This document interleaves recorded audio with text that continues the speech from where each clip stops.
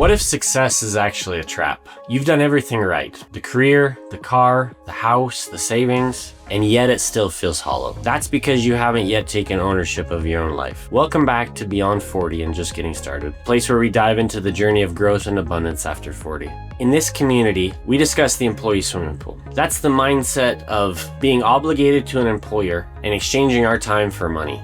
Within that employee swimming pool, we're judged by how well we maintain the cadence with the other swimmers. Success in that pool is staying in line, living within the boundaries, and generally being a conformist. Within the employee pool, we naturally start to adopt our career as our identity. Because of the amount of effort that we've put in to achieve the career that we have, whether it be educational or on-the-job training or any other certifications required, those prerequisites disincentivize changing careers midlife. Usually changing careers implies accepting a reduced salary and starting over again as the new guy learning a new career, and starting over again to master a new career as the new employee. Those hurdles to transition force us to adopt the career that we started out with as our identity and as a definition of who we are. That definition, however, chokes off growth and creativity. It also encourages us to stifle the ambition that we feel to try something new. At some point, after whatever duration you've been in the employee swimming pool, there comes a point where you start to look around, wondering if there's something better, wondering if there's something more. Suddenly, the success of the career seems unsatisfactory.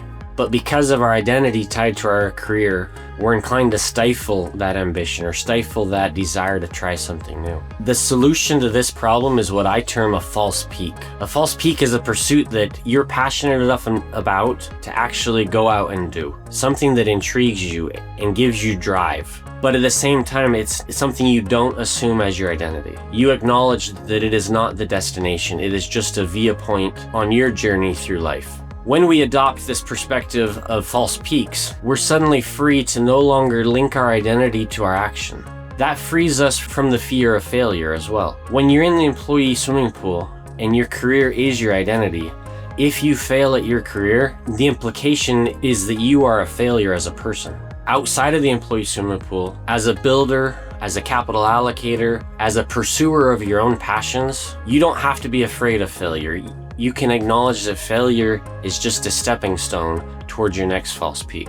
That freedom of separating identity from the action that you're engaged in to generate your income gives you the liberty to pursue new things that before you didn't dream were possible. Additionally, you can realize that this false peak is really just a precursor to get me the connections or knowledge or experience or credibility that I need to be able to move on to the next false peak. This framework's exciting because it enables us to have multiple dreams and see a trend or a through line through these dreams that connect us from our initial false peak that looks comparatively easy, and then through progressive bigger and bigger peaks as we grow as individuals and as we become better swimmers in the prosperity swimming pool. The through line of these false peaks provides a growth trajectory for us so that we can have a bigger vision for our life, while today we're focused on a smaller endeavor.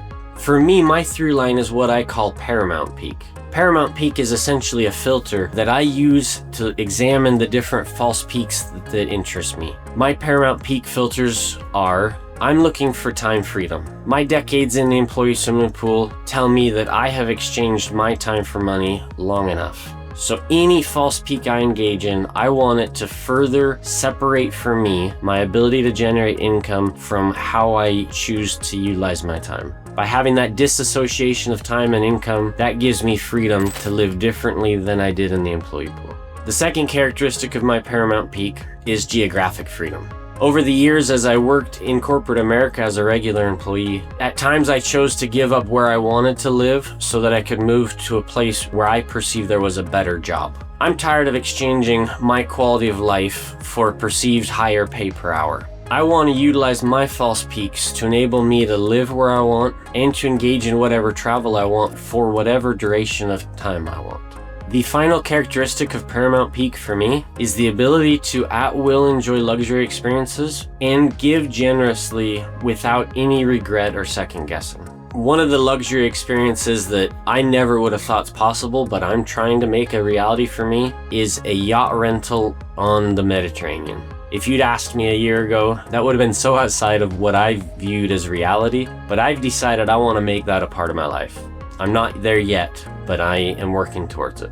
Additionally, I want to feel an abundance of time and of material wealth to where I can give generously of that time and of that money without second guessing how it will impact me. I want generosity to be second nature. I want generosity to help wipe out for me the residual scarcity mindset that still lurks in the corners of my mind. So today, your action step is to identify for yourself what is that mountain peak that calls to you. Say it out loud and actually write it down. As you name that mountain peak, it becomes more real. And you start to see a path where it ceases to be a dream of somebody else's life. Instead, it can become a reality in your own life. See you next time.